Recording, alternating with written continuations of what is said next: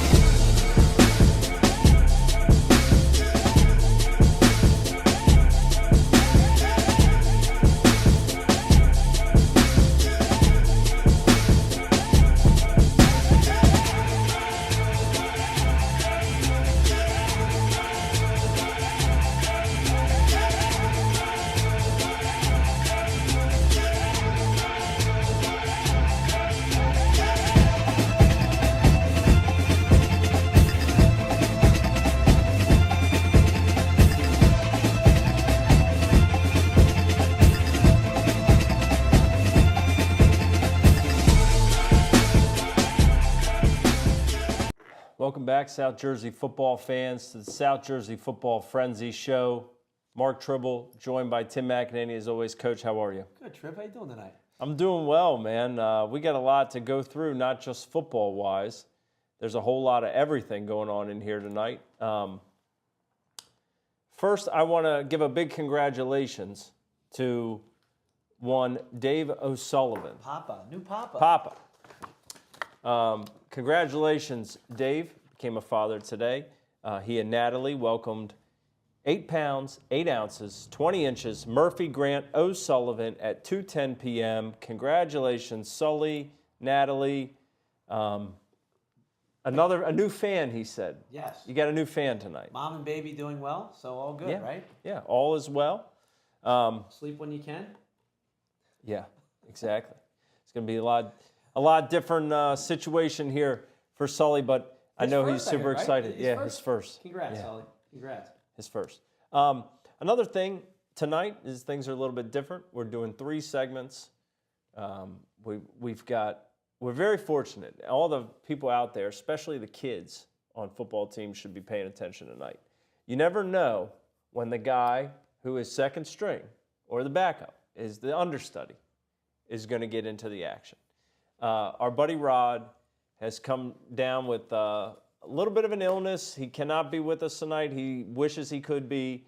But Kamal, his partner, is here helping us, and we thank him so much. The show must go on. Right, Mac? It's Wednesday. We got games Friday, Saturday. Things to cover, things to do. Hope Rod's feeling well. Yeah. He'll be better. Sometimes he'll be better by the weekend and watch some more games. I think so. Yeah. I think he'll be ready. Yeah, I think so. So, Mac, without further ado, let's get right into it. We'll talk about some of last week's action. We'll talk about our TurnersvilleJeep.com game of the week. And then, you know what? We're going to look at the best games this week. There's some good ones out there I think everybody wants to see. And we have another TurnersvilleJeep.com game of the week and the best 11 rankings, which for the first time this season didn't get completely destroyed last week. Well, they'll get. I don't want to say they could get destroyed, but as the season goes on and these interdivisional games happen, it's kind of throw it in a blender type thing. So, but we're doing our best at it. Fix your mic there, What's wrong? Mac. I don't know. Right? We need to move it up. Okay. Oh, it's not on? Check. Not on. Huh. All right. Well, maybe I'll have to just talk loud next to you. Yeah. Well, either way. You talk loud anyway. But we'll see. Derek says he apologized for the woodshed whipping I had to see on Saturday as Woodbury beat Paulsboro. We are going to talk about that one. First off, let's race through some of these scores, though.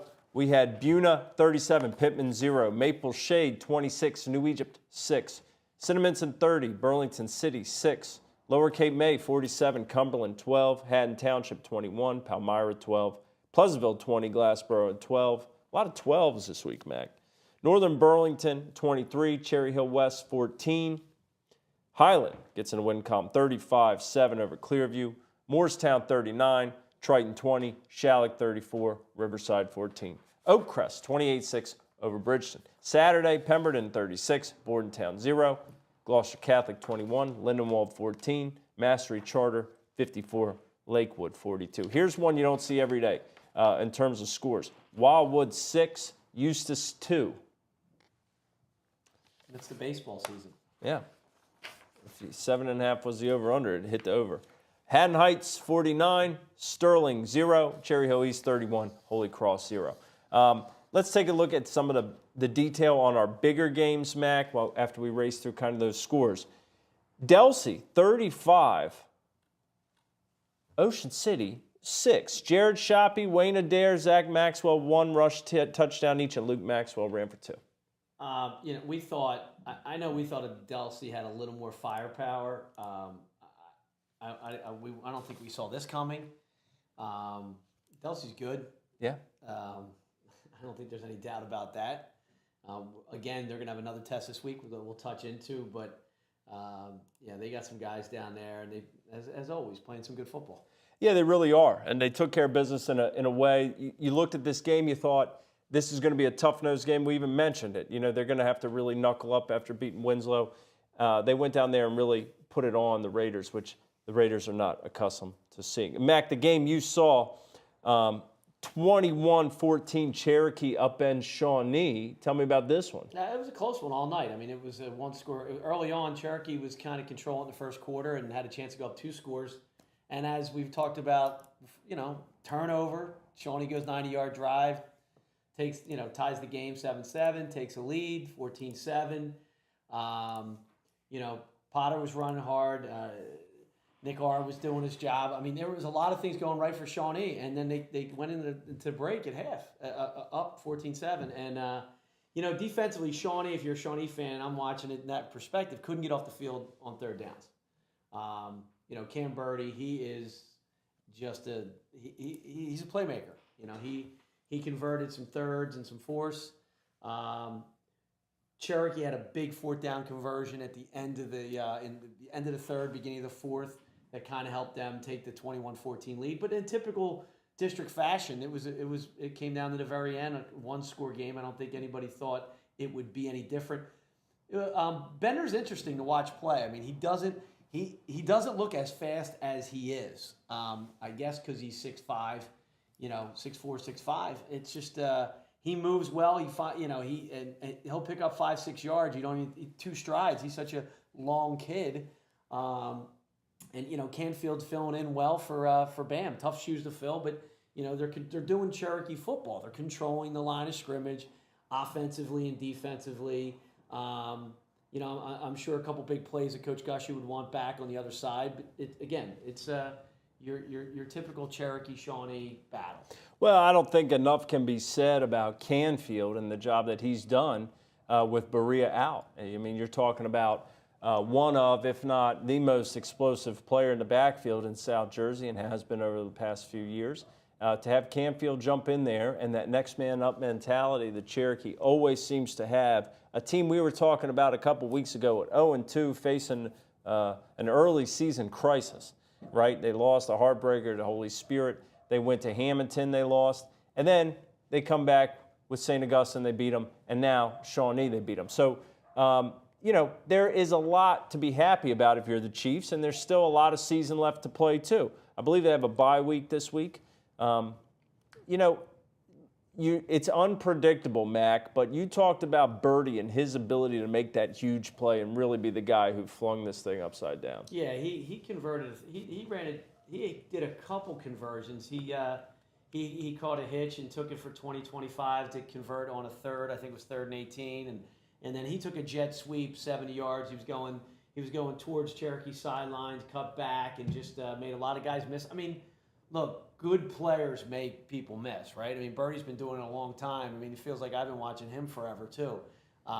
He's just one of those high school athletes that pop off the screen when the ball's in his hands. It's kind of like hold your breath if you're trying to defend a kid. And as we talk about Cherokee, look, I mean, anybody who's been watching Cherokee for 25 years knows that, if you look in the front five, the center guard tackle world, they're still doing the same. Cherokee's still running power. They're still running trap. They're doing the stuff. They're just doing it out of the spread gun. They don't have Bam, but they got an offensive line that's going to get you 4 or 5 yards. And, maybe Bam got you 10-12 or 20-30 after the run. Right. But Canfield, he's a tough runner. I mean, he's a hard-nosed, tough kid to bring down. So, I'll tell you, there's probably 50, 60 schools in South Jersey would love to have Canfield in their backfield. Right. Just that he just happens to be playing with Bam. So he's getting his shot and getting his turn now, too. Yeah, and there's always going to be a guy who's been longing to carry the ball for Cherokee, right? And a guy who's ready for his opportunity. A big win for them, 21-14 against Shawnee. Absolutely. Millville beats St. Augustine 21-14. You talk about a delivery here. Jacob Zamat, 20 of 32, 193 yards and 2 touchdowns. Naeem Sharp gets in the end zone, 104 rush yards for him. Latsier Brooks with a receiving touchdown, but Freddie Levon III, okay, he had the game-winning catch, and they're down by a point, I think. 4th down, 22-yard catch on a jump ball, 2 defenders up there with him. Huge, huge catch for him. Huge catch for the season of the Bolts. They get that 21-14 win over the Hermits at Wheaton Field. Camden High, we talked last week, Deontay Ruffin against his old school. They They took care of business 33-10. He threw for 5 touchdowns and 355 yards. Teron Davis, 7 catches, 109 yards, and 3 touchdowns on the game. Hamilton survived a scare. Started the season so strong, and then next thing you know, you look, like we said, anything can happen. Mac, they're down by a point to Eastern late. They score in the last minute and take a 21-14 victory. Kenny Smith, 105 rush yards, 2 touchdowns, and Kyle Presley with the touchdown. Mac, when you're wing T team and you're down, you got to put that drive together. That drive's not just that takes a little bit of time. It takes a lot of you can only run so much Sally and throwback screen in that offense, but they don't like to play behind or play behind the sticks. Maybe I obviously I didn't see this live. I mean, some Eastern's a good football team. Yeah. They'll be tested again this week. They're going. We'll talk about that one too. But what happens, right? You're in the locker room as coaches, and you're like, coaches like, guys, we're not as good as you think we are. Right. You're like, hold on, we beat so and so, Right. and they beat so and so, and next thing you know, you get punched in the mouth. I mean, that's week in and week out in South Jersey. So it's football, guys. Strap it on every week. You got an opponent that practices. They practice just like you all do too. Well, it's not just in South Jersey. It happened in the Minnesota Vikings on Monday night, right? They felt really great about beating the Packers, and they got it served up to them. Yeah, they did. Mainland is a team that's focused even when things were going well for them. 56-26 over Atlantic City. Cohen Cook, 110 rush yards and 3 touchdowns on the ground. Jabril Mace, 75 rush yards, 2 touchdowns. He also had a recovered a block punt for touchdown, Mac. The Mustangs just keep on galloping. They have a big one. We will talk about that later in the show. Saucon remains undefeated, 31-13 over Burlington Township. Khalil Ali with 2 receiving touchdowns. Here's one. Gateway beats Pennsville 20-7. Vic Early's in a roll too with a couple cuts. He's making it happen. Yeah, I mean he can with his. It's in the blood. Yeah, with his feet and his arms. So doing a good job, Dante. Gateway 20, Pennsville 7. The Gators defense showed up to play. After really they got walloped by Collingswood a couple weeks ago, but the Gators have 6 interceptions and 2 fumble recoveries. Unbelievable. Did they show up to play or did? I don't know. That ball was Gator bait is what happened. Pennsville lucky it wasn't 40-7 with 8 turnovers. I'll tell you what, that's impressive. I don't know if we'll see another game this year that has 8 turnovers by one team. I mean, that's a lot. That's a couple. That's too many. That is. I'm sure Pennsville has a lot to talk about in that quarterback room, or controlling the football. You control the football. You can kind of, if you don't turn the ball over in high school, if you don't turn it over, I'm not saying you're going to win, but things become a lot different. Well, don't turn the ball over. Yeah. Just punt on 4th. If you punt, I'm going to sound old again. Oh, here we go. You end every drive with a kick. Every drive with a kick, you're probably going to win the game. We've never heard that one before. Willingboro 31, Delran 0. Lamar Best 10 of 15, 188 yards passing, 3 touchdowns. Woodstown, this was a tough one for them coming off that big Paulsboro win. They survived Deptford 14-6, and Deptford is much improved. We mentioned them last week. James Hill doing what he does, 186 rush yards, 2 touchdowns. He also had an interception. The Woodstown defense forced 4 turnovers, 3 picks, and a fumble recovery. Kingsway 51, Vineland 7. Darrell Brown 4 receptions, 143 yards, 2 receiving touchdowns, an interception. And it seems like, Mac, every time Kingsway wins a game, I know you'll say this the other way around. You'll say anytime you force a turnover and score, you're probably going to win the game. But it seems like every time Kingsway wins a game, which happens a lot, they score on defense or special teams. They did it again the other night against the Clan. Nicholas Worley, block punt, recover for touchdown, and they also got a safety. Well, they outscored Vineland on defense. Look, when Dick Vermeil was taking his stints between the Eagles and the Rams, or the Chiefs before the Rams, he basically, when he was, I'm dating myself now. When he was the analyst for college football on ABC, he would say if a defense scores a touchdown, they're winning the game, and if they scored off a block, like his whole thing was block punts, and then touchdowns off of block punts. To your point, you typically win a football game if you score a defensive touchdown. Not always, but typically. We've talked in the past about the amount of special teams scores we've seen from, Tom Madeira coach teams or that bloodline in terms of the fake punts and all of that. But Kingsway has got to be up there for most knots the last couple of years. I mean, they seem to always find a way to find that end zone, rally the ball, make things happen. Middle Township beats Clayton 30-20. Talk about a knot. Remy Rodriguez has a rushing touchdown, but the game-winning kick return touchdown, I don't know if that technically counts as a knot because you're receiving, you're on offense. Would you count it? Kickoff returns? Probably not. Okay. Not? No. 12 seconds left in the game-winning kick return. Congratulations to Middle Township on that. Zaire Fleming of Lenape. He gets in the lineup. Boy, they pounded him. Marty, put that ball in his right here. 143 rush yards and a touchdown. They beat Williamstown 14-13. And Williamstown had a chance to tie it up at the end of the game with an extra point, and it was a missed extra point, blocked extra point. The Fleming kid, first game back. I'm sure he slept well on Friday and Saturday, but I know Lenape likes to. Coach Martino and the guys they like to throw it around a little bit. A little bit. Yeah, but Mr. Fleming, I think he can get 30, 35 touches a game. He's built that way. He runs hard. He runs angry, and he's just one of those backs to me. When you watch him, he just seems to get better as the day gets longer. Well, and when you're on the road at Williamstown, it's a good idea to run that thing. If you can get it. If you can control the football, that's a tough. We talk about tough venues to win in South Jersey. That is, we've thrown out, all the different ones that we have. St. Joe's, Cherokee, etc. That place, you can get a win out of there. That's the one you get on a bus and turn it. You get out of Dodge quick. And 14-13. My gosh, beating Williamstown anywhere 14-13 at their place, huge win for Lenape. Getting off the snide, that's first win of the year for them. Another tough place to come out with a win is Holy Spirit in Absecon. They beat Washington Township 21-14 on Friday night. Sean Burns, 20 of 37, 271 through the air, 2 touchdowns.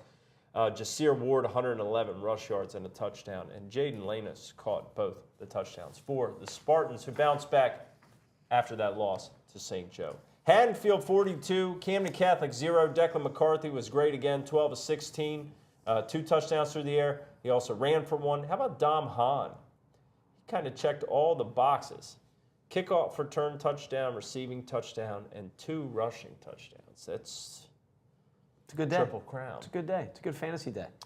Seneca, 23. Paul VI, 7. Braden Davis, 12 of 23, 198 yards and a touchdown. He ran for 1 as well. Zach Fearon, rushing touchdown and an interception. Seneca defense comes away with a safety. Fish has got Golden Eagles. 3 or 4? Well. 3 or 4. They're undefeated, right? I think 4. Yeah. All right, there, Could Fish. be 3. Right. Either way, there's a 0 in the other column. That's undefeated. Getting it done.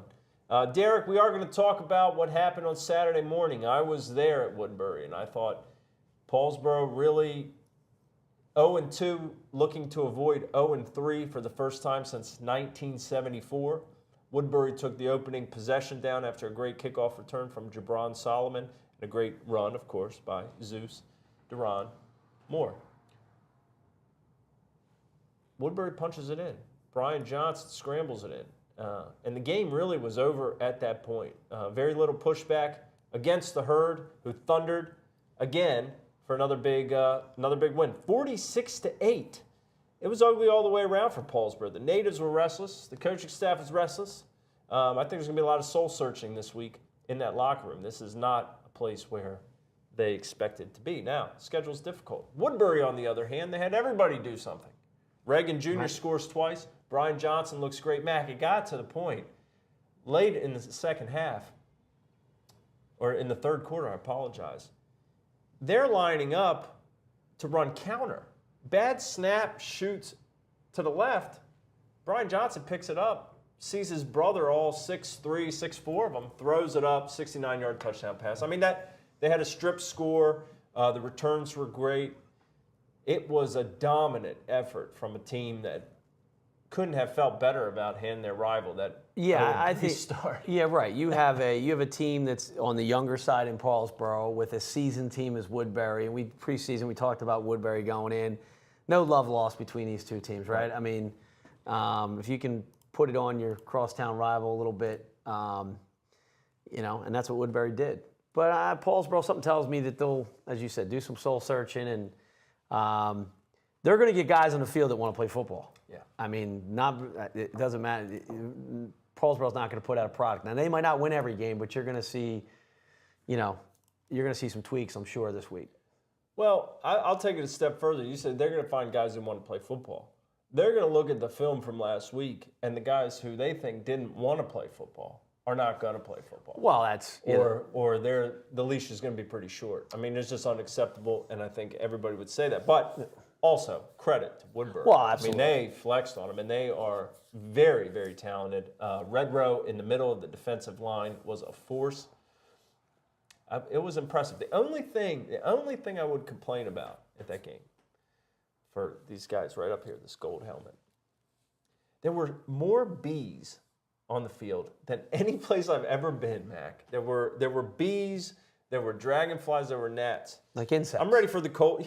Yeah, like insects that sting you. I'm ready for the colder weather to get back to Woodbury, and I think we'll have some opportunities to go to some games in colder weather at Woodbury. Were you wearing yellow? I was not. There's a lot of yellow at Woodbury. There were yellow jackets buzzing around me at the anthem. That's what makes it fun. You always remember that. So, elsewhere on Saturday, Audubon beats Gloucester 29-23. Scott Lynch, 355 yards passing, 4 touchdowns. Amari Pimentel, I want to make sure I pronounce that right. If it's wrong, Amari, please reach out. Pimentel, 3 receiving touchdowns, including the game winner late. Zach Beebe with a receiving touchdown. Billy Lindemuth, 169 receiving yards, former Hat Man. Audubon, that's a big win for them. Gloucester came in undefeated.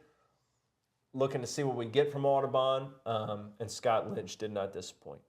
Salem 20, Pennsgrove 14. This one is always tight. It's a very close geographical rivalry. Not a lot of love lost. As a former player told me over the weekend, this is a great line. It's a rivalry game. Kids want to win so they can brag about it on the internet.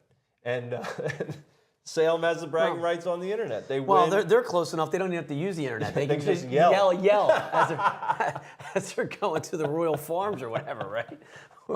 Roman Pantry. They just yell right across. Jamal Williams with a pick 6, a knock. Abdul Bell with a receiving touchdown. Big win for the Rams. Cedar Creek 7, Camden Eastside 6. These two teams have played a number of times over the years, and there have been shootouts. I don't think we've ever seen a 7-6, have we? If there, not between these two. If this was a shootout, there was only one in the chamber. Mekhi Harvey, 124 rush yards and a touchdown, the game winner. He also recovered 2 fumbles. Big win for the Pirates. Needed, yes, and Coach Brown has got to get the East Side guys back on track, not back. Right. I know new staff, again young there too as well. So they'll again like Coach Harvey, they'll correct a lot of things. And as Matt Best says, how about the kicker, right? Extra point. Points matter. 7-6. Everyone matters. You never know when it's going to come out and bite you. And a couple games are decided by, make your extra points. Yeah. All right. Now, the look at the game of the week that we had last week that was sponsored by TurnersvilleJeep.com, and thank you to Turnersville Jeep for your sponsorship. Timber Creek beats Rancocas Valley 28-15, remain undefeated.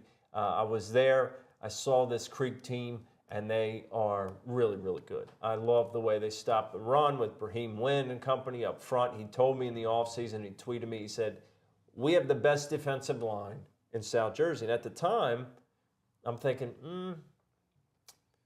maybe. I mean, how could I know? But after seeing the way that they played, they're good. They're very, very good. There was not much room to run for a talented team in Rancocas Valley. Zaheem Coleman-Frazier really had the fireworks here with the early touchdown run on a superb play call with a pitch down there inside the 5. And then he had a 65-yard punt return that really opened things up in the first half. But from there on out, the Chargers defense They scored once on a pass on a busted coverage, and they punched another one in with Nazir Reese in Dallas. But the defense was sturdy. This is a special vibe down there, and the players said that. And when players tell you, look, last year, to a man, not one player, 2 players, 3 players, whatever, we had some guys that kind of were worried about their number. Some things. And this year, everybody's kind of worried about our number, which is this point 4-0. Look, if you're going to be interested in yourself, I mean, you're not going to get very far in the football world, right? I mean, you can go play golf or play tennis, and there's some other things you can do solo, but you can't play football without, you know, each guy's having a back. I mean, it's so much cliche stuff, but football games are won by teams. You know, there's not many. I don't know if there's another sport that has more than 11 on a team on the field at the same time. I know soccer does. I don't know all the international sports. I don't know how many field hockey's 11. I think 10. I don't know, but 11's a lot of guys. So everybody's got to be moving in the right direction. Mac, to hear what they had to say after the game is one thing, but to see the way they celebrated as a group after the win, a lot of guys will say, hey, this is about winning and teams and all these cliches. But you could sense from this Timber Creek team, it really was all about that. And Coach Wright said that as well. Right, and you want to see how a team acts, hopefully, you never wish, don't want them to lose. Adversity within a game, maybe going down a score in the first half of a game. That's where, like, to your point, it's easy to, show the character when things are easy going. It's, right. How do you act when things aren't so easy? When you persevere through a season like that and you become a senior or a prominent junior on a team and you say, we've got a chance to make it not like that, guys. And that's where that leadership comes in. And it starts in January and February. It's not just, you can't just show up on, a Thursday or Friday night and say, hey, we're going to do it tonight. Let's go. Because then when the battles get tough in the trenches and et cetera, that's why the programs, the cultures, and, Coach Wright and the guys have righting the ship, so to speak, not to use a writer's pun. Writer. Oh, thanks, Mac. Was that an alliteration? It's okay. And I'm on a I like that. am I throwing them all out? Yeah. Save some for your soapbox. We're going to talk from Mac's soapbox here in a little bit, and we're going to preview some of the best actions coming up next week in our second segment. So be sure to stay right here, hang tight, share the show out to your friends. We'll be right back with a look at next week's action and Mac's soapbox. Stay tuned. The South Jersey Football Frenzy Show is sponsored by Mall Chevrolet on Haddonfield Road. Mall Chevy is South Jersey's largest Chevy dealer and has been a big part in helping our community grow. They're proud to sponsor South Jersey High School football. Mall Chevy is our area's go-to dealership with the largest selection of brand new Chevys and a huge inventory of pre-owned vehicles, plus an award-winning 5-star service department.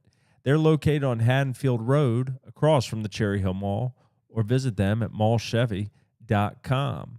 Special thank you to Dave O'Sullivan of South Jersey Glory Days, sjglorydays.com. South Jersey Glory Days brings us a platform that we've been on here for the last couple of years. The South Jersey Football Frenzy Show would not be possible without them. Visit Sully's website, sjglorydays.com. The South Jersey Football Frenzy Show is also sponsored by Atlantic Chrysler Jeep Fiat. Located on Tilton Road in Egg Harbor Township, it's been a big part in helping the community grow. Proud to sponsor South Jersey High School football. Atlantic Chrysler Jeep Fiat. Tremendous selection of brand new cars and pre-owned vehicles. An award-winning service department. A presenting sponsor of the South Jersey Football Frenzy Show. The show is also sponsored by Jersey Gridiron Scout. Coach Tom Padgick is Jersey Gridiron Scout, the premier recruiting service platform for all middle school and high school prospects in the tri-state area when it comes to football. Jersey Gridiron Scout does 3 things for football prospects. 1, they have a senior showcase in December and an underclassmen showcase in May for high school prospects to be evaluated in front of more than 50 colleges. 2, they have off-season winter indoor position trainings for youth, high school, and college prospects from January to June at the Fieldhouse in Moorestown. And 3, they educate families on the college football recruiting process and timeline. Check out Tom's website at jerseygridironscout.com for more information. Follow him on Instagram at Jersey Gridiron Scout and on Twitter at Coach Pajic. That's at Coach Pajic. South Jersey Football Frenzy Show is also sponsored by Cherry Hill Jeep on Route 70, home of the real zero down deal. For over 50 years, Cherry Hill Jeep's been a big part in helping the community grow, and they remain proud to sponsor South Jersey High School football.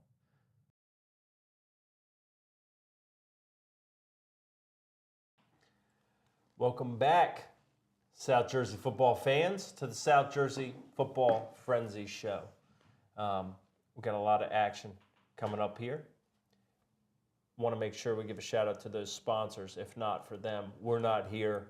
Again, if you missed the beginning of the show, Sully welcomed his son to the world today. Big day for Sully and glory days. Baby Murph. Yeah, baby Murph. Mac, a lot of big matchups this week. Let's first go to the last leg of the Holy War. Holy Spirit at St. Augustine, 6 p.m. Friday night. St. Augustine beat St. Joe. St. Joe beat Holy Spirit.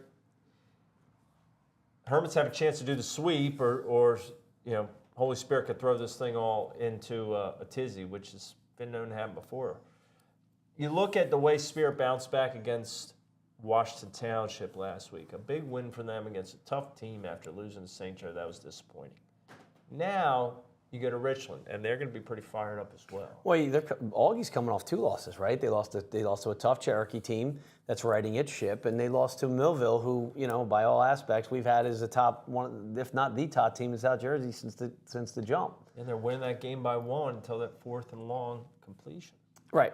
So, and we know both teams, tough teams, well coached. I've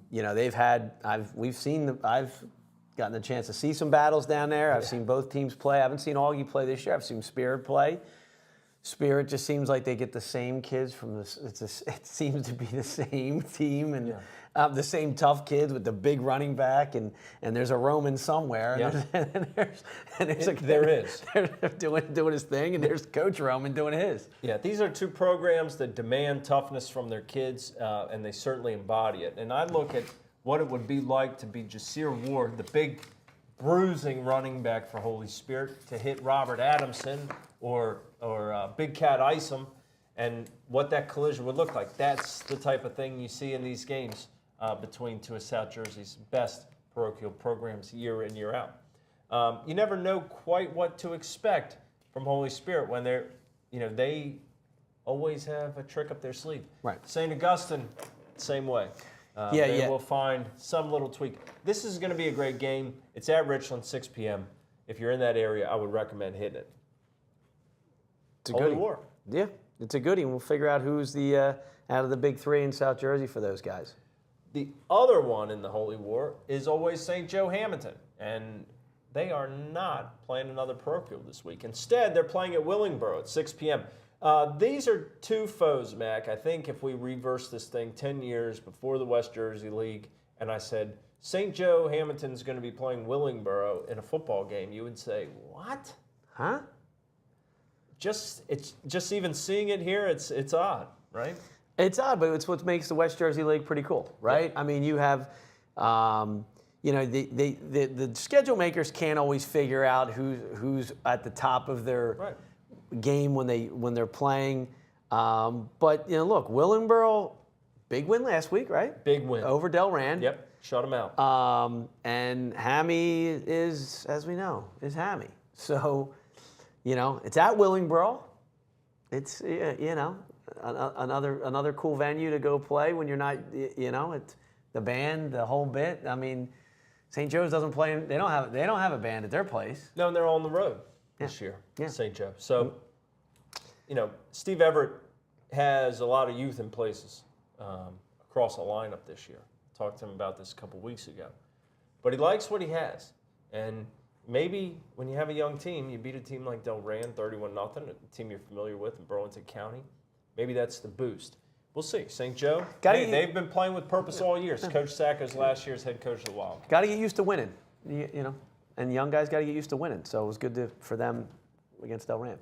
In what might be the best game that takes the least amount of time, if you have somewhere to be After. at 7:30 or 8 o'clock on Friday night, but you want to see some great South Jersey football, you might want to go to Hamilton at Mainland, 6 p.m. These You two might be able to watch. teams- You can watch the sunset after this game. Yeah.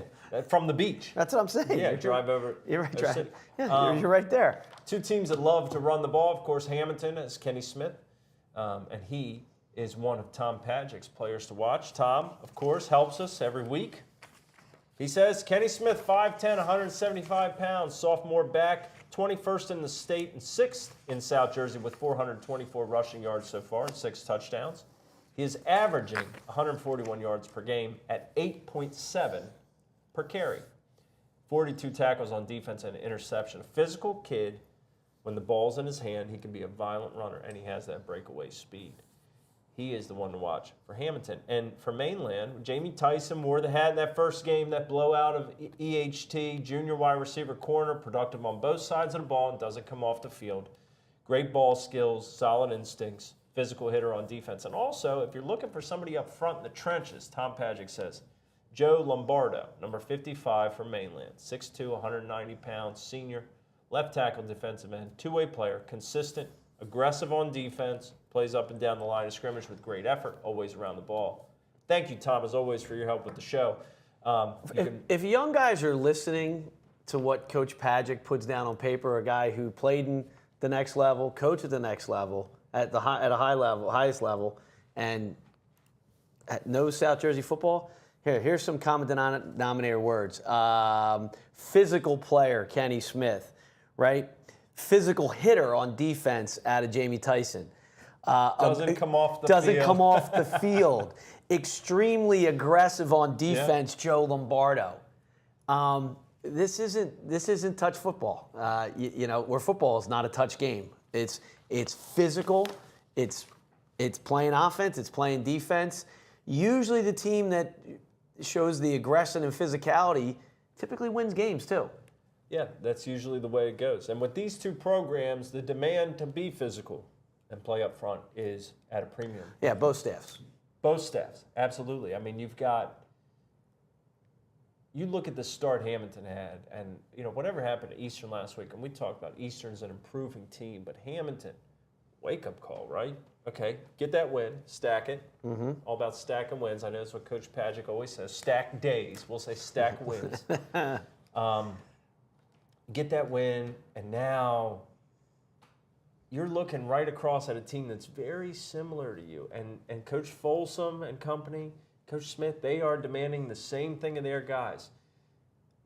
I like this game, Mac. I love this matchup. I love everything about it. I love the royal blue, and I love the Kelly green. I think it's going to be awesome. Right. Jabril Mace is worth the price of admission regardless. No doubt. No doubt, and he can make a difference, but with Kenny Smith on the other side, I mean, he's a younger, but we go back into the minutia, right? The kicking games, the turnovers, or lack thereof on both sides of the ball, controlling the football. Don't turn the ball over. Well, in this one, Mac, turnovers are even bigger because limited possessions. Well, that's what I mean. If you're churning the clock, right? You're going to find yourself probably. If you have 8 possessions, right? If. Right? Because if these guys Hamilton could have the ball 9-10 minutes on their drives.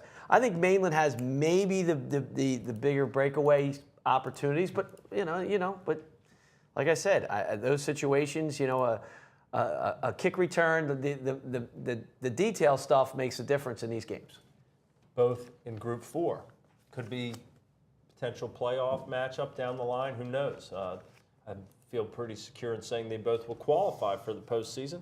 But we'll see. But again, Hamilton, Mainland, the battle on the ground at Mainland, 6 p.m. Friday night. 7 p.m. in Hadfield. This one might not go as quickly, but be just as entertaining. Woodbury. This might be a 3-hour game. Woodbury. After I saw them last week, they head into Hadfield. I saw them in week 1. I saw both these teams play Paulsboro, and both of them handled them. What can you say about Hadfield? They're going to be their kids are down there. Declan McCarthy, after his great game on Friday night, they're down the fence line watching the game on Saturday. They're scouting. They're going to have a terrific game plan. They're playing at home against an old Colonial Conference foe. And as Anthony Reagan said at Woodbury, they switched all these things around. The coach, not his son, they switched all these things around and look at our schedule this season. Now, they did play Maple Shade, but other than that, we play West Deptford, Paulsboro, Haddonfield. Feels like we're back in the Colonial Conference for a few weeks. Well, that's how I guess that's how it should be. Whether these are Group 2s, top of Group 2s, right? Mm-hmm. I mean, they should be like the similar to Hamilton Mainland at the top of the 4s. These should be one of the top two of the top 2 teams in that bracket. And again, always a Colonial foe.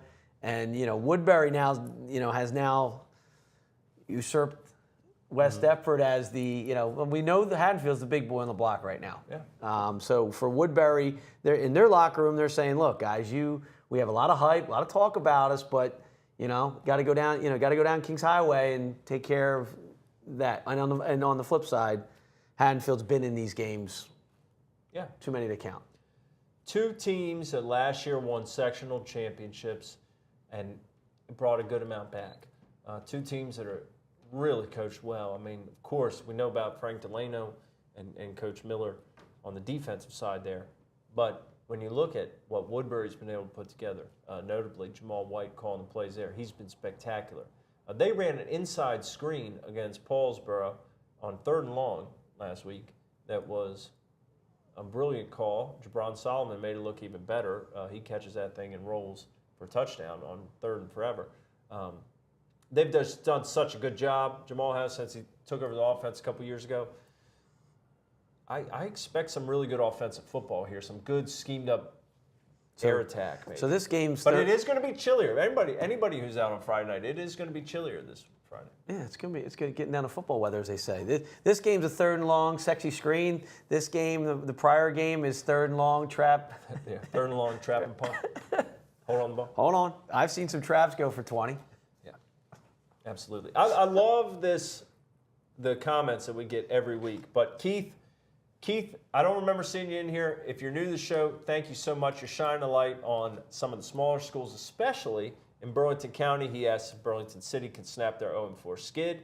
They have a freshman, 6'1", 225-pound right tackle, Caleb Turnsuden. I hope I pronounced that correctly. I know I didn't. Freshman. And also Riverside, good start. Lost last week. Freshman quarterback Dean Potts, freshman receiver J.J. Mary. He has been one of the better players in South Jersey to start off the season as a freshman. So that's great. Chris Baker wants to know about the Nod of the Week. Chris, we had to pare down the show a little bit this week. I know we had some submissions, but with our guy Rod out, we just bare bones in it. Belly and trap this week from us. Right. Belly trap, punt the ball. No hook and ladders. Saturday night, I'm going to be there. You're going to be there at Winslow. I think you're going to be there. I am going to be there. 7 p.m. Shawnee heads to Winslow. Shawnee coming off the loss to Cherokee. Winslow has not won yet. They lost in the opener in Northern Highlands at the Rumble at the Raritan, and then they lost the next week at Delsey. 2 very good teams, 2 games. They, quite frankly, I think anybody in that locker room would say they think they let slip away. Dangerous team it's always a dangerous team that's a good team that hasn't won a game yet. Right, and this is a rematch and they had the week off last week, so they had a lot to off, right? A lot to prepare for. Fix some things. Shawnee's coming off, like we talked about earlier in the show. Shawnee 3-1, going to Winslow, rematch of last year's sectional final. It's a little bit of clashing of styles here, right? I mean, yeah. We got some big playmakers on the Winslow side. Not that Shawnee doesn't have the playmakers, but look, Coach Scuderi and Coach Gush run the offense. They got no problem giving the ball to Papa a couple times too. With the dual threat running of Jimmy Potter and Nick Rosinski. I mean, those guys will keep it on the ground if they need to. Ethan Kraus does a great job. Both sides of the ball. So, but there's definitely Winslow's got their. Yeah. I think this Winslow team is very good. When they get healthy, they'll be tremendously good. But I think the Shawnee coaches might, in the beginning, talk to the White Hat and say, let's just make sure everybody on your crew knows the spots have to be really, really close. Like last year, I think they were a little bit sore over that one spot in that sectional final. But here's what's funny to me. Shawnee, right? The uniforms, Penn State. Who loves Penn State more than Bill Belton and Christian Hackenberg over on the other side? Right. I mean, they're coaching. Bill is about as proud in any line as there is, and he should be for his terrific career. But yeah, it's fun, right? it's I guess looking across the way, seeing the. So it's at Winslow, so they'll be in there. I guess Shawnee will be in there all whites, and But again, that's the traditional Shawnee uniforms that they've been wearing for forever, Right. Or it feels like it. And like I said, a dangerous team is a team that hasn't had a good team that hasn't had a win yet. When there's a team not so good and that hasn't had a win yet, that's a little different. Winslow's not. They're not your typical team that hasn't had a win. No, They're a good football team. That game's 7 p.m. on Saturday. Winslow plays those home games on Saturday night. I don't know how you feel about it, Mac, but I always like it as a reporter. Make sure you get out. Nice, you catch all the games. It does catch into the SEC second half of. They play their big games at 3, though, don't they usually? The SEC? Yeah. Yeah, I know. They don't get. When do they get? When do they get over? I don't know. 5 or 7. Other notable games, real quickly. RV at Burlington Township. A lot of those assistants that were at RV last year are back at Township with Coach Tom Madeira, where a lot of them started. Williamstown and Washington Township at 7 p.m. A local clash, not quite the rivalry everybody wishes it were due to geographic proximity. I don't think there's that much love lost between the programs, but 2 big programs that are looking for bounce back weeks. Coming off losses. Yeah. Timber Creek at Cherry Hill West.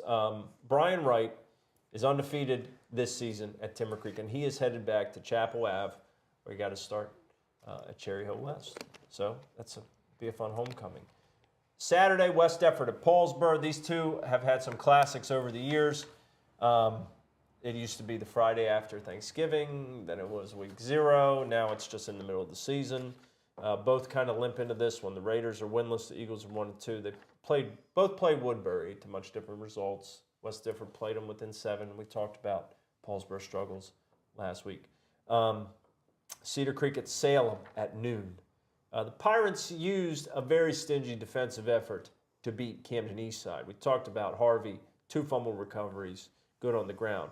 They're going to need to bring that same defense to Walnut Street. Salem, last week, didn't play up to par, probably per their standards, but they get the win against a rival, Pensgrove, 20-14. I think they're going to be ready to get some offense going. Let's see. Let's see if Cedar Creek's defense can muster it up. But That's why we play them. I love these games because Cedar Creek, Salem, 2 places, I don't think a lot of people from Egg Harbor City are frequently in Salem, but they will see it on Saturday. And you could see a doubleheader. Could. I don't think I will, but could. It could. Other notable games, we went through all those. Something else to note, Millville, Cherokee, Camden, 3 of our top teams are all idle this week. They're all resting up, so whoever plays them next week, good luck. Mac, your soapbox, it's your time to shine. We're trying to get through this as fast as possible. I know we end up at the same time, but here we go, 8 p.m. Do we want to talk about we had a forfeit? Oh, yeah. Well, there's a lot of things I complain about. As the older I get, the more I complain. I don't like seeing a forfeit. There's a plethora of reasons. Sterling forfeited. To Collingswood. Couldn't field team. Right. Had a forfeit to Collingswood. I don't know how exactly it works out. Collingswood did pick up a game. They're playing Mastery Charter. Coach Still. So they do get a game. They are going to play the game. They get a game. 7 p.m. at Collingswood on Friday night. Look, I could go down a different tangent of rabbit holes here. First of the fact that when did we find out from the state that the out-of-state games weren't going to count towards PowerPoints? Right. Was it early enough before schedules were made? I mean, we have to get in conjunction there. It was not. That might be another story. That's another rant for another day. Right? We're trying to make what's best for the kids, really, right? It's interscholastic sports. Do not like the forfeit. I can't walk through Sterling's hallways. I don't know what's going on. I heard a lot of players that played last year have transferred out. I think a thing that bothers me in South Jersey a little bit is I might buy stock in Mayflower trucks because I guess everybody's moving because there's a lot of transfers. You got the beauty of public school football is playing football with the kids you grew up with. Kindergarten, 1st, 2nd, 3rd grade. And It's not like that anymore. I mean, yeah, we have our smatterings of parochial schools, non-publics that kids choose and parents choose to go to school for whatever reasons they want to go to the other school's district. I just hope people are at schools because they want to be at the schools. Right. I mean, it's really you grow up with your friends, you play football with your friends, and you can't find the magic. The magic, you make the magic in playing together growing up. Some of these guys, I mean, you've heard what's his name, Giamello ran about it at Connecticut about some of the girls who transfer through the portals. You've heard Saban.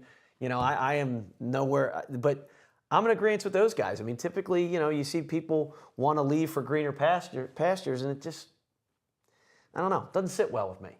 Well, I think the biggest adjustment or the biggest, change in the climate is it's just a completely different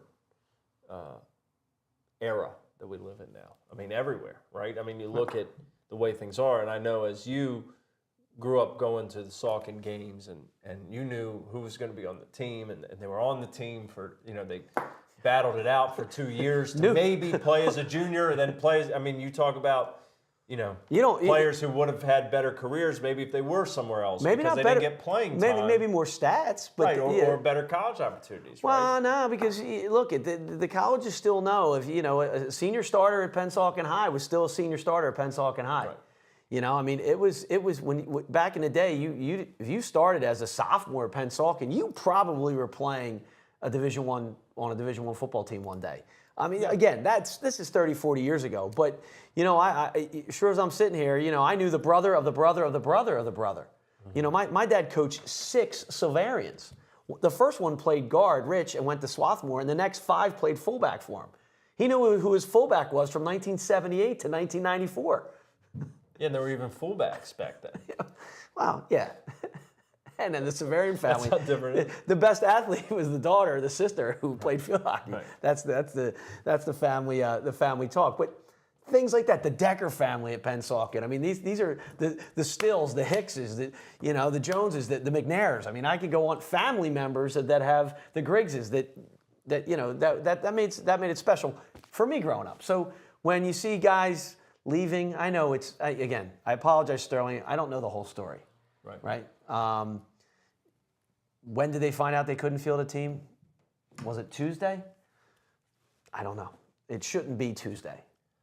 I would say that it's a difficult situation for Coach Ray Trailey to come into, and you're a year in, not even yet, and the numbers are what they are. And it's a Group 2 school, it's not a Group 1 school. And what I guess Coach, he has a tough road there, and kind of breaks my heart a little bit. I'm at the Shawnee Cherokee game, and sitting in the bleacher in front of me is who? Coach Gallagher, legendary Sterling coach. I mean, I grew up watching Sterling and Pennsauken play in scrimmages with Ken Kelly over at Sterling, and and Ivan Hicks playing quarterback at Pennsauken back in the early 80s and late 70s with Brian Matera playing full. I mean, I'm going back here, but these were scrimmages that lasted 4 hours, and they wouldn't leave the place until someone gave in. A coach said, all right, that's enough. I mean, again, different era, different time, but having Sterling, I guess when I saw Sterling forfeit, it was like just a real kick. So, hey guys, not everybody's going to start the first day. Not everybody's going to start maybe in your sophomore, junior. I mean, you get, the reward's worth it, putting in the time, putting in the effort, and playing with your boys. Yeah, I mean, if I could choose my co-host, you think? No, I'm just kidding. I would choose you as co-host, Mac, of course, and I did. You did get a transfer. Twice over. I transferred from we transferred from the Courier Post at some point, and I love them. I still love the Courier Post. All right, Mac, your soapbox is still intact. We'll continue it next week. We're going to keep on going. Hopefully next week's is, like I said at the beginning of this, it can be positive as well. Hopefully we're on a positive soapbox. Soapboxes aren't positive typically. They can be. Well, and if they haven't been before, this show is going to take you but that's where a different. You've never seen. You wanted positivity. How about this? Opening night, Lenape's hosting Eastern. What an environment that's going to be. Brand new turf, brand new scoreboard, brand new. Go. Eastern's coming in. I mean, look, now I'm going to look like a homer supporting my old that's squad of okay. friends. That's okay. I mean, if you're around, again, everybody knows I'm a Shawnee guy now. My kids are there, but Lenape, my goodness, a long time coming. That turf. That's a next soapbox why Lenape didn't have that turf for as long as they didn't have it. Now they have it. It looks gorgeous. They did a great job, the administration there. And it's going to be a nice look. Eastern wants to come in and spoil that home opener. But my God, if you're not chomping at the bit as a Lenape football player Friday night, 7 o'clock, at home, hosting on the first time playing a football game on that turf. Great environment there. Student body comes out. Saw them against Shawnee, so and that's the first game. That's the first home game of the year for them on the brand new turf, brand new track, brand new scoreboard. There, is that a positive soapbox? Yeah, for you? that's great. There you go. As someone who stood in the rain at that stadium for a playoff game that I think ended 3-0 or 6-3 or Against Kingsway, 3-0. 3-0, wasn't quite 6-2, but it was close to that. Now I can give away the secret. I really am happy they're getting turf. The bottom right, if you're on the home side, across the field, left side, from the hash to the sidelines was a 7-inch quagmire of water. So we always knew if we were going for 2, we didn't want to head in that area. But not anymore. No more home field advantage with that. It's all the same turf. It's still 100 yards, 52, and some change, across. So, great place to watch a game. They kept the Lenape bushes intact. Mr. Laddie did a great job making sure that was intact, and Mr. Catani. So, should be a fun time there Friday night. Enjoy it, Lenape. You only get to christen the field one time, and there you go. And Eastern, I'm sure, wants to spoil that party. That's always a major motivator. Rod is in the comments. Be sure to wish him well. Rod, we want you to, Kamal's doing a great job, but we want you on the mend and back here. Poor Kamal has to deal with Mac for the first time. He's losing hair over there already. We'll be back right after this. We have our TurnersvilleJeep.com Game of the Week to preview. I think you can figure out which one it was by process of elimination. And we're going to talk about our best 11 rankings, which I promise are not going to be too shaken up this week. So stay tuned. We'll be right back after this. The South Jersey Football Frenzy Show is sponsored by TurnersvilleJeep.com on Route 42 in Turnersville. Turnersville Jeep is proud to sponsor South Jersey High School football. TurnersvilleJeep.com has a huge inventory of Jeeps, Chryslers, Dodges, and Ram trucks, all brand new. They also have a ton of pre-owned vehicles, plus an award-winning 5-star service department. Drive a little and save a lot at TurnersvilleJeep.com. They're located on Route 42 in Turnersville, or visit TurnersvilleJeep.com. The show is also sponsored by the West Jersey Football Coaches Association, established to promote, improve, and unite football in South Jersey. In less than 2 years, the association has created the Battle at the Beach and has dedicated itself to helping others. The association has donated more than $20,000 to date to provide scholarships and help those in need.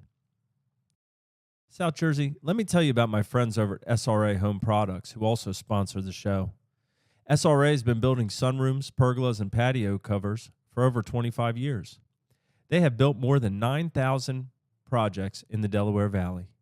I've had the opportunity to be around owner Mike Fody, and I have nothing but the best things to say about Mike and his crew. SRA is a gold-accredited member of the Better Business Bureau under the Elite Provider status with Home Advisor, and they've racked up numerous Best of South Jersey awards in the past. They contribute to multiple sport associations and are huge supporters of Williamstown football. Find them online at srahomeproducts.com. Thank you to our sponsor, Ricky Moriello at Remax Community. If you or someone you know is looking for real estate in South Jersey, find Ricky and reach out to him. He's helped us bring this show to you each week for the last couple of years. We can't be more grateful for that. He knows where to find your real estate. Give him a ring at 609-352-9476. The South Jersey Football Frenzy Show is also sponsored by Cherry Hill Kia and Cherry Hill Mitsubishi on Route 70. If you want to talk about top-notch selection and service that's the best around, take your car to either of these dealerships. You won't be disappointed. And while you're there, you could probably talk some ball too. These guys love South Jersey football. Get over to Cherry Hill Kia or Cherry Hill Mitsubishi today.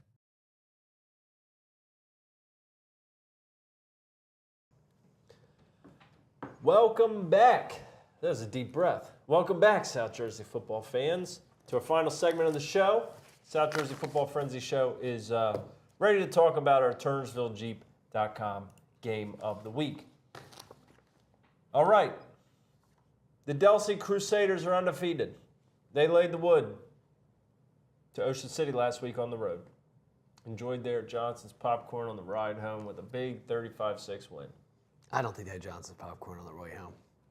Well, maybe not, but it's nice to think about. It's nice to think about. So, Sal Marchese, Kingsway, at the same time, is a good time. They beat Vineland 51-7. Both these teams are feeling great about themselves. Kingsway's thinking, it has been so long since that opening season loss at Williamstown. And Delsey's thinking, well, we don't even know the last time we lost a regular season game. Mac, the Crusaders, go to Kingsway. 6 p.m. kick. TurnersvilleJeep.com game of the week. What are you looking for here? You know what to expect from Delsey, right? You're going to see a lot of Shoppy. You're going to see the Maxwells. You're going to see Wayne Adair. You're going to see Belly, Trap, Keep. On the other side, Kingsway. If you're Kingsway coming in this game, how do you approach it? What do you think you'll see from Henny and company? Well, I think you need your most physical game you've had to date in this game. I mean, as we talked about with Coach Padgett and breaking down some players in South Jersey, I mean, the physicality that Delsey brings to every game, I mean, that's really where they start. I think I've never been at one of their practices. I've had one of their former coaches I've coached with, Rafferty. I coached his son, Jimmy. Jimmy was a regional champ wrestler, went on and went to Army at West Point, was a captain of West Point Wrestling. I mean, his father coached at Delsey. And Jimmy grew up at Delsey. And there's a certain way down there, a certain mentality when it's inbred in the kids of the toughness that Delsey football has. I mean, that's it. It starts there. And that's what Kingsway has to match. Now, Coach Henny and crew have brought that brand of football to Kingsway. Defense first, special teams, attention to detail. But then now it's getting tested. Now all those things that you talk about in the offseason, squatting and hang cleaning and deadlifting and, where are you squatting to? You squatting to the bottom or you going halfway? Delsey squats to the bottom. Right. Right. I mean, there's a couple teams in South Jersey that are, everybody can say they're in the weight room, but what are they doing in the weight room? Right. I know what Delsey's doing in the weight room. I think I know what Kingsway's doing in the weight room. And this is one of those games we're going to find out who's doing what. Well, the championship pedigree of that Delsey program is certainly something everybody is aware of. But to what you said about the weight room, and I've probably said it on this show before, one of the first games I covered in South Jersey, Delsey won a championship, a sectional championship, in double overtime at Rowan. I believe it was against Allentown. The kid who won the game, or the running back that was the star of the game, back before we gave out hats for such a designation, he was interviewed by a young Cub reporter who still had hair at that point. I asked him what he would do when he got back to Franklinville to celebrate the game, and he said, hit the weight room. That's what they do. Okay, got to get back there next year. Well, even if it's 365 away. He maybe had 3 hours off. We can, but that's the mentality that Kingsway's going to match. We can sit in here and say, well, Delsey's going to run, quarterback power. They're going to run student body. They're going to run bellies. They're going to run, they're going to hold the football. But you're going to have to stop them. Right, and Kingsway has been excellent at taking away strengths and making you play to a weekness. Well, Delsey is going to do what they do. Yeah, they're going to do it. That's their strength. Yeah, this is Delsey's not going to play to a weakness. No, this isn't like, they're going to take away this, so we got to do that. The chess game for Delsey is going to be like, well, the wall's up, we're going to have to punch harder. Right. And it's going to be a little bit of battle of wills there. Delsey, offensively, Kingsway's got a little more weaponry. I wouldn't say more, just different, more dynamic on the outside. College-style offense. Mm-hmm. Coach Henny does a great job of seeing what a defense is showing him, and takes advantage of, formationally of what they can do to exploit some of the things on some of the teams they play. Delsey's going to block, get off blocks, and tackle.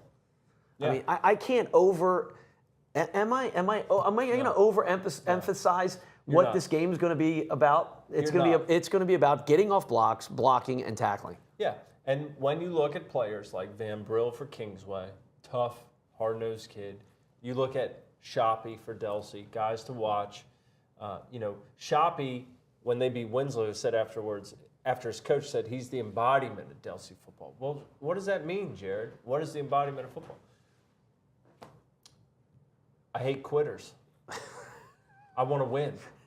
I want to beat the guy across from me. I want to play the best teams. I don't want to be pulled out at halftime. I want to take it down their throat. I mean, that's Delsey football. On the other side, somebody like Van Brill or Carter Williams up front, somebody has to match that. So, or Mayer's a quarterback even does a great job of being that gritty sense for Hendricks and company. It will be an excellent game. I can't wait.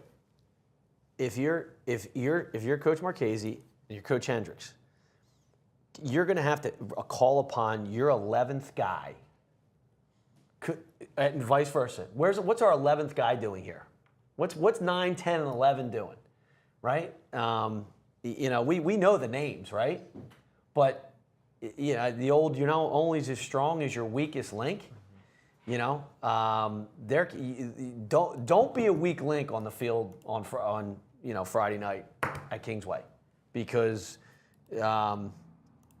water finds runs to the low, as they say, or whatever the saying is. It's gonna Runs to the what part of the Lenape's old field did it run to? the bottom left on the other side of the hash. It runs to the bottom left. Well, don't be on the bottom left, Kingsway or Delsey, because you're showing up at 7 o'clock or 6 o'clock for a fist fight. If you're Kingsway, for a team that had such lofty goals off of last year, and rightfully so, after this game, you have Eastern at home, you go to Clearview, then Cherokee and Spirit at the end. So the possibilities of working into a lather are there. This could be a signature win for them this season. For Delsey, just keep the chain rolling. A couple interesting games here. Dwayne, our guy up north, tells us up in North Jersey. St. Joe Montvale at St. Peter's Prep. Irvington, this is a good public-private battle. Irvington, who beat Millville earlier this season, plays St. Seton Hall Prep Pirates. Wow. Okay, that's a goodie. Caldwell at West Essex. Caldwell's one of the top teams, I think, in Group 2.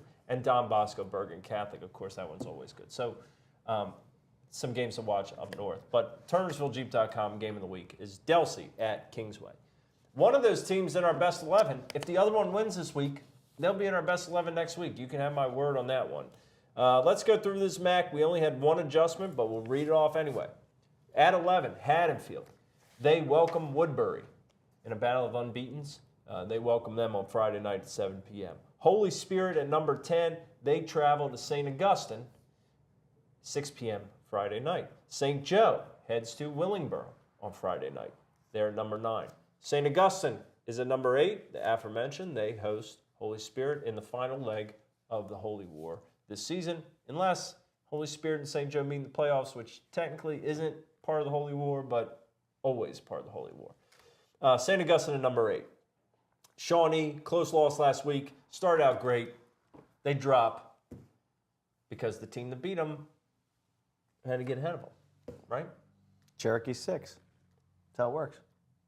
Cherokee 6. Hamilton, skin of their teeth, they hang on against Eastern. They got a chance to make a statement this week down at Mainland. Mainland, the same way. They have a chance to make a statement as well. They're at number 5, Hamilton. 4, Salem. Took care of business in a tight rivalry game. Wasn't pretty, never is. They beat Pennsgrove 20-14. They welcome Cedar Creek this week. Camden High has a bye. I'm not going to keep rhyming. That was an accident. Camden High beat West Deptford behind Ruffin's arm. 5 touchdown passes last week. They are number 3. Number 2, Delsey Crusaders, unbeaten, untied, heading to Kingsway. And number 1, Millville. Right. Hasn't moved, as you said, but it is odd right now. You're right. You get Kingsway's not in the top 11. Winslow's not in the top 11. I know they don't have a win. Woodbury's not in the top 11. Woodstown. Woodstown's not in best 11. I mean, it's tough. I mean, we only do 11. I mean, that's all you can put out there. That's as the saying goes. You can only have 11. So as this continues, this will shake up, Well, or it does shake up. you know, Haddonfield at 11 against Woodbury, who some could say should be there. That's this week. Holy Spirit, St. Augustine, we'll see. They play each other. Hamilton, Mainland. You know, some tough tests. Delsey, Kingsway. The 3 teams that will not have a test this week are Millville, and listen, Millville, Camden, and Cherokee. They're all off. Bye weeks. Yeah. You said the high has a bye. The high has a bye. All right, Matt. Great show today. Thank you again, Kamal, for taking care of us tonight here at Studio B, D2 Sports Network. Rod Self, always coming through for us, even when he can't be here. He's got someone who can be. So be sure to look him up if you need any studio time. He will make it happen. Hopefully, we'll be back Sunday morning for my Hats Off podcast at 9 a.m. right here with one of the hat winners of the weekend. We were not able to be here last week due to Rod falling ill. Unforeseen circumstances. Yeah, late scratch, but hey, we're moving forward. Yes, I know Slime, I know Quincy. Win this week, you're in, Woodbury. Right? Simple. Win and you're in. Right? It's that simple. Thank you guys for tuning in. We will see you next week at 7 p.m. Again, congrats, Sully and Natalie, on the birth of Murph. That's it. Can't get away.